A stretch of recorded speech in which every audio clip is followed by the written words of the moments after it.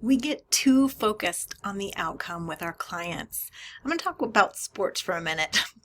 Think about a sports coach who is very focused on the outcome, winning and goals, for example. What are the relationships like that coach has with their athletes?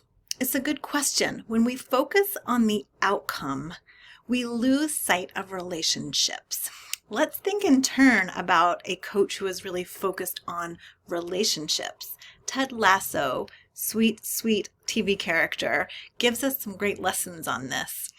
He is very relationally focused, and we notice that the more he focuses on the individuals on his team, the relationships, drawing forth their strengths, supporting the relationships and dynamics within that team, the good outcomes follow. And that is something that can sometimes be hard for us to trust with our clients, that if we do focus on the process, we focus on the relationship, that good outcomes will follow.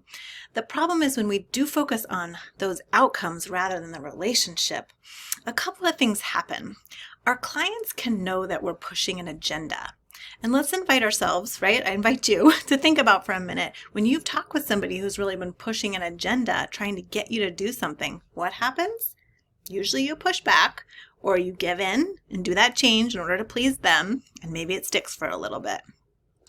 The relationship can also feel transactional when we are outcome focused. And when relationships are transactional, we lose all of the benefits of connection. And we are humans, we are wired for connection.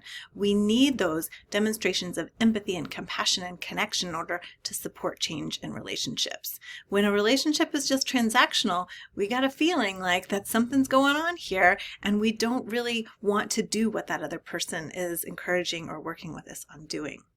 So I've got some motivational interviewing tips for you on how to keep the focus on the relationship. And these all come from the spirit of motivational interviewing and the skills of motivational interviewing, those OARS skills.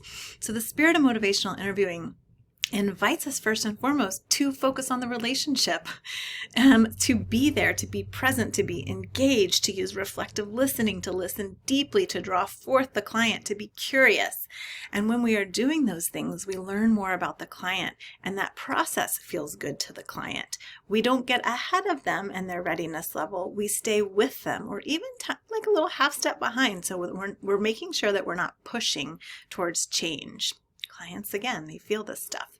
So there are other tools that you can use. I have a blog entry that gives a nice bullet list on this. So you're welcome to check that out. I will link below, and I invite you to consider the ways that you can focus more on that process and that relationship with clients, and trust that the outcome will come when you do put that first and foremost focus on the relationship. I look forward to hearing from you about this topic as well. Also, I have a course that is all about this. It's called You Are the Cake. It's a 1-hour course. You can check it out. It's on my website, My Center for Change. Take care.